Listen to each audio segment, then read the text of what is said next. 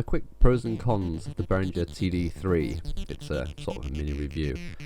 You don't have to watch the full video. Here are the cons. It feels cheap. The buttons are cheap and clicky. Some of them had double press or no press problems. I've been trying to play it.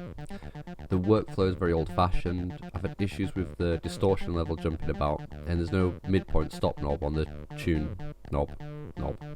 The pros, it's cheap, it sounds great, it's fun to play, it's easy to connect up with other gear. There's a Behringer app which makes it much easier to sequence. The distortion's great, and did I mention how cheap it is? That's what I've got after the first few weeks, and here's a few examples of these things.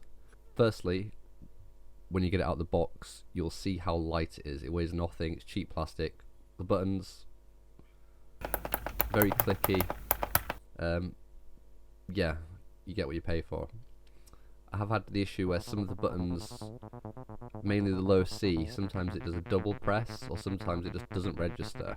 And when you're programming a pattern, this can be frustrating if you've done it all and you realise you've got a double note in there that you didn't intend to have, or it's just not registered.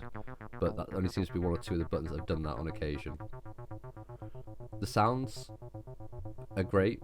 I mean, for the price, you've got proper, nice analog, squelchy sounds.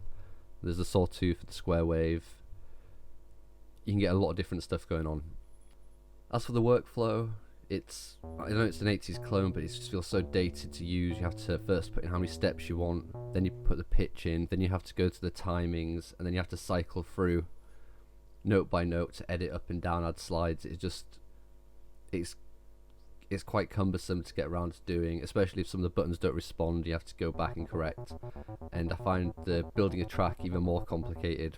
It just is frustrating, to be honest.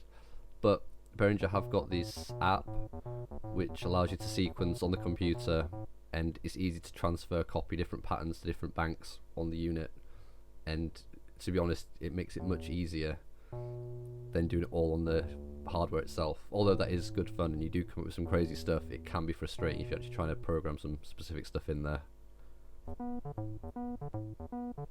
So you can hear now the difference between the square and the sawtooth, but the problem is the distortion.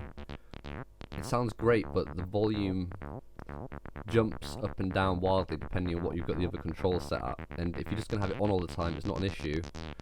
But if you're playing live, switching between it, you don't have like a steady constant level. It just jumps up or lowers down quite wildly depending on what you get it set at. I mean, the level section for the distortion, you really need to have that cranked to the max, it seems. Otherwise it gets too quiet. You get a lot of variation with the tone and the distortion, but the level really, it's just wild jumps in volume. And I get it is because there's different settings in the resonance and the cut-off and everything, but it's frustrating if you're trying to play it live. And also, the tune knob hasn't got like a notch, like a center point that it clicks back to. So if you mess with the tuning whilst you're playing, you've got to sort of do it by eye or ear to get it back level. So if you knock it whilst you're playing, it's not a case of just clicking it back to the middle. You've got to sort of find the spot you were at, which, again, it might not be a problem if you're just using this on its own with a drum machine, but if you've got other gear hooked up, suddenly just go out of tune and not be able to just click back, it can be a bit frustrating. But overall, these negatives are far outweighed by how good the thing sounds. And sorry to go on about how cheap it is, but the price, you can sort of overlook all these small issues I've had in the first few weeks. And also, Behringer do seem to be really good at providing updates, so hopefully there'll be more updates and they can maybe fix some things, who knows, but all in all I think it's a great little unit.